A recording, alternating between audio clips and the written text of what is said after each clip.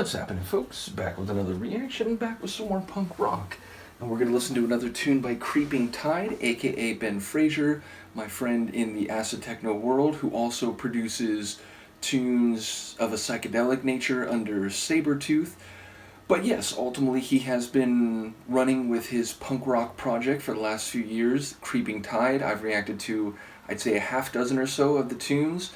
And indeed, I think there was like an album that I got most of the way through, but then it kind of fell off my radar for a bit, and then Ben came back and he sent me another single. So yeah, at some point I'm going to try to get back to go through the rest of that album. But the track he has sent me in the last few days, and in fact he sent it to me like right before I got sick, so my plan was to react to it right away, but it ended up having to wait a week because I got very ill. So yes, I am back from the dead, so to speak, and we are here to listen to another Creeping Tide tune, which is called Something Nice. So yeah, it's the kind of phrase that in a punk rock song you would expect there to be some irony, some sarcasm, and it very, very well may be that. But of course, I guess in any times, but in modern times especially, perhaps, it feels like we might need a reprieve of something nice. Just anything, just a little piece of niceness in a world that is far too often and all too much not nice. So yes, if there were a more direct meaning here, that also wouldn't necessarily surprise me. Of course, something is kind of a placeholder, right? Like, it's not specifying particularly what is at hand. And then nice is itself, I mean, it's a positive adjective if it is straightforward, but even then it's a bit general, right? So it feels like maybe the thing itself has not been identified, and it's about searching for something nice that can either fill that void or, again, provide a reprieve, something like that. Nevertheless, I will try to follow what I can. Let's give it a listen. This is Creeping Tide, aka Ben Fraser, and the song is Something Nice from 2026.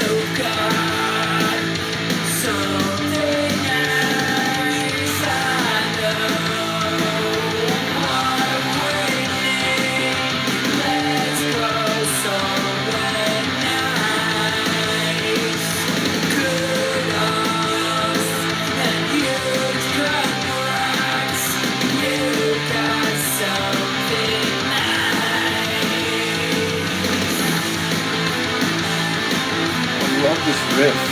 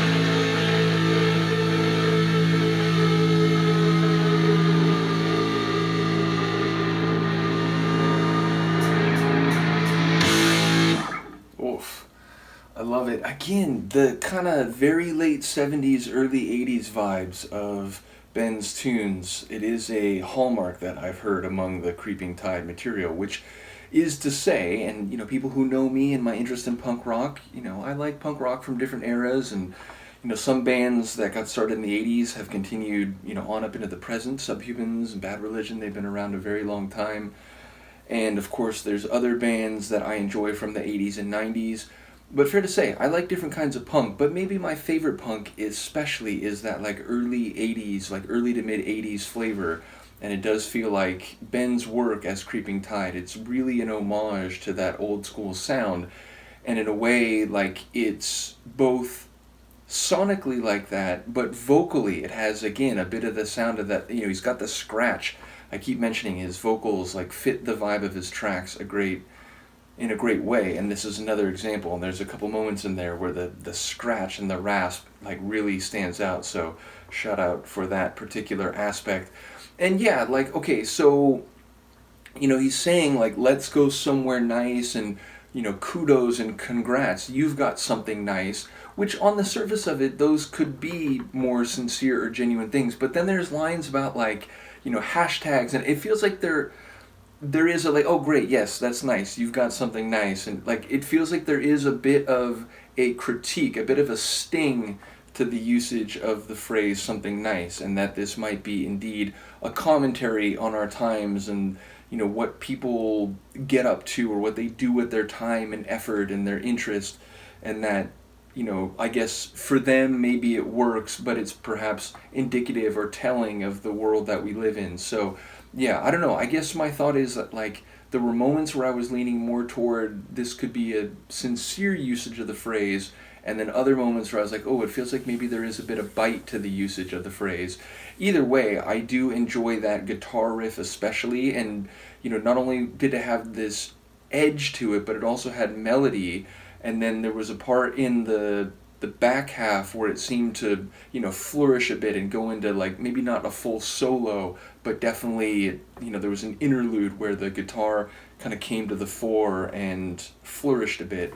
And I do enjoy the sequencing of the track. Again, there's moments where the track strips down a little bit, and then when it gets fuller, and then it seemed like it was maybe going to end, and then a little drum flourish, and then it came back for like a chord, and that was it. And right before that, when it seemed to be almost like a feedback sound or something fading out, there was a bit of an electronic sound to it, not like an overt like synth riff or something, but again, that like electric feedback, it almost gave it like a bit of an electronic vibe for a moment. So yeah, definitely another cool tune, and I am keen to hear any of you out there who have heard earlier tunes from Ben as Creeping Tide, what you think of this one relative to the others. Again, big shout out to you, Ben, and feel free to provide insight as to the themes of this one that maybe I'm not picking up on. Either way, I appreciate the opportunity to react to this. Always good to hear punk rock that is made in the present, but which pays homage to and comes out of the heritage of the punk that I grew up on. Now again, I was born in 80, so some of my favorite albums, they came out when I was like 1 year old, 2 year old, and so on. So it wouldn't be until the early 90s when I got into punk that I began to explore these bands and albums, though as I am fond of saying, and like, not to pat the like 12 or 13 or 14-year-old me on the back, but when I got into punk, it was because of a band that started in the 90s, Propagandhi, but very quickly I found my way to, again, Bad Religion, Dead Kennedys, Subhumans, and bands that had sort of cut their teeth and made their name in the 80s. And so, again, it was like 93, 94, 95, but I was listening to albums from like 81, 82, 83, and so on. And eventually, like I caught up to where I was like in the actual year. But yeah, it's a testament to the quality of those seminal albums in the 80s, which is funny, right? Because at the time, people were already saying like punk is dead. It was, like after 78, people were saying like, oh, punk is dead. And if that had been the case, then the world would have been deprived of some incredible bands and albums. So yes, punk definitely was not dead, and it is certainly not dead now. And if anything, the world is as much in need of a punk ethos and attitude as it has ever been. So again, shout out to Ben. Let me know what you think of this one. I will see you next time. Peace.